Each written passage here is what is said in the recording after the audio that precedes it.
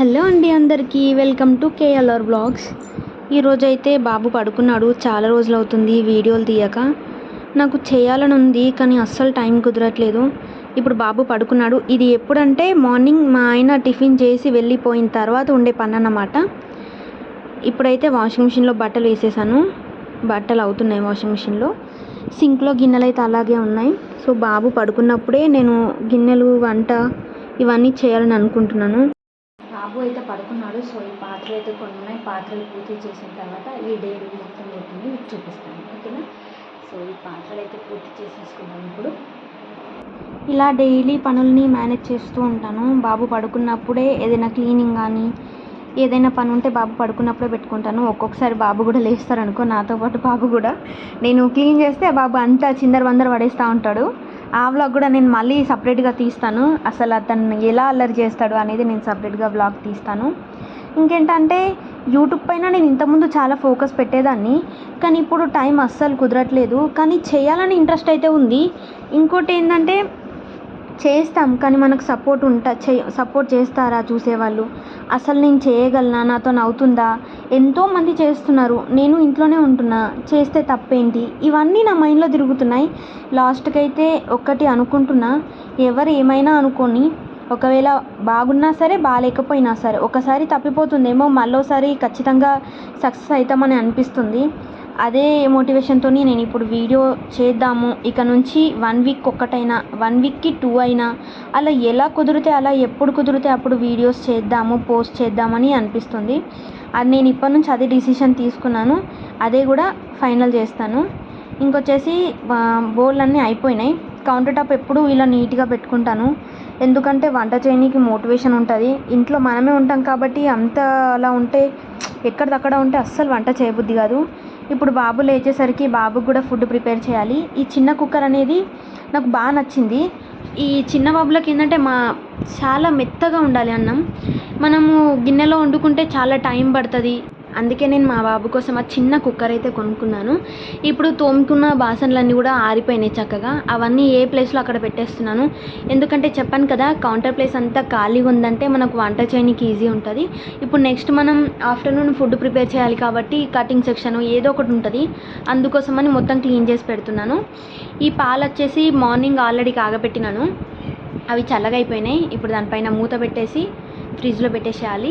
ఇట్లా క్లీనింగ్ మొత్తం అయిపోయింది. ఇది అయిపోగానే ఇంకా బాబు కూడా లేచే టైం అవుతుంది. చాలాసేపు అవుతుంది పడుకొని, ఇంకా లేస్తారు కాసేపు అయితే. ఆలోపు మనం ఫుడ్ ప్రిపేర్ చేసుకుందాం. ఇప్పుడైతే పాలు తీసుకెళ్ళి ఫ్రిడ్జ్లో పెట్టేసి బాబు కోసం ఫుడ్ ప్రిపేర్ చేసింది కూడా అయిపోయింది. సో విజిల్ అంతా పోయిన తర్వాత నార్మల్గా తీసేసి, ఇలా ఉన్నా కూడా ఇంకా అది ఇంకా సాఫ్ట్ కావాలి. అందుకని నేను ఏం చేస్తానంటే మ్యాష్ చేస్తాను మెత్తగా. ఇలాంటిది ఒకటి కొనుక్కున్నాను, దీన్ని మెత్తగా మ్యాష్ చేసి పెడతాను. అలా అయితేనే తింటారు. ఇప్పుడు 10 months బాబు ఖాళీ, అందుకోసమని ఇంత మెత్తగా పెడతాను. బాబు అయితే లేచాడు.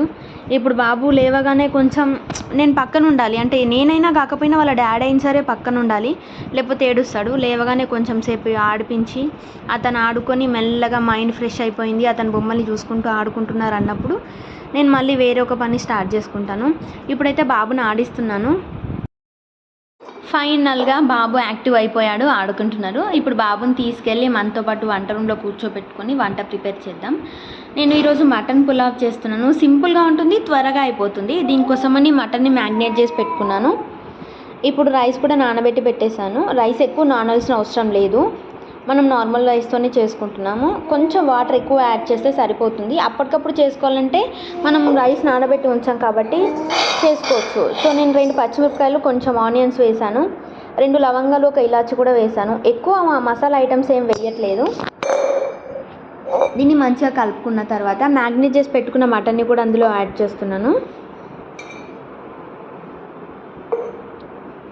ఈ మసాలా అంతా కూడా మనం గిన్నెలో ఉన్న మసాలా వేస్ట్ చేయాల్సిన అవసరం లేదు. లాస్ట్లో కొన్ని మనం మటన్లో వాటర్ యాడ్ చేసేటప్పుడు ఈ గిన్నె కడిగిన వాటర్ కూడా దాంట్లోనే యాడ్ చేసుకోవచ్చు. ఇప్పుడు మంచిగా కలుపుకున్న తర్వాత మంటని ఎక్కువ మీడియం ఫ్లేమ్లో పెట్టకూడదు, అలానే హైలో కూడా పెట్టుకోకూడదు. సిమ్లో పెట్టద్దు, హైలో పెట్టద్దు, మీడియం ఫ్లేమ్లో పెట్టుకోవాలి.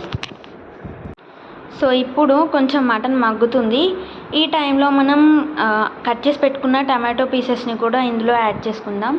ఇప్పుడు మటన్లో నుంచి వచ్చే వాటర్కి మటను మగ్గిపోతుంది, టమాటో కూడా మెత్తగా మగ్గిపోతుంది.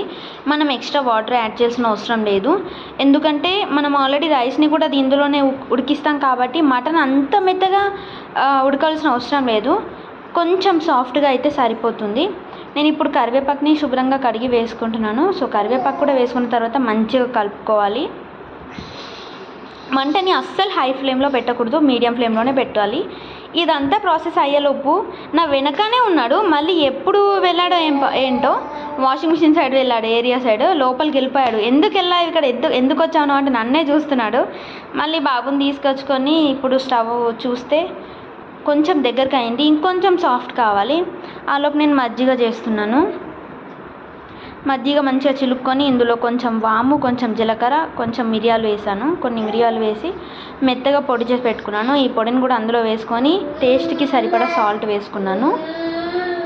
ఇప్పుడు దీన్ని మళ్ళీ చిలుక్కోవాలి. ఈలోపు మనం మటన్ తీసి చూస్తే మంచిగా సాఫ్ట్గా దగ్గరకు అయిపోయింది.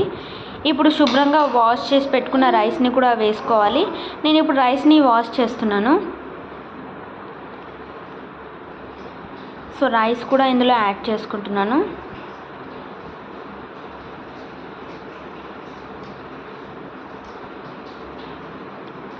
రైస్ మొత్తం అంతా కూడా యాడ్ చేసుకున్న తర్వాత నేను 1 కప్పున్నర రైస్ తీసుకున్నాను. 1.5 కప్ రైస్ తీసుకుంటే 1 కప్కి 2 కప్స్ లా వాటర్ వేసుకోవాలి. నేను ఎలా వేసుకున్నానంటే నాకు ఇంకా కొంచెం సాఫ్ట్గా రావాలి, సో నేను 4.5 కప్స్ వేసుకున్నాను వాటర్ని.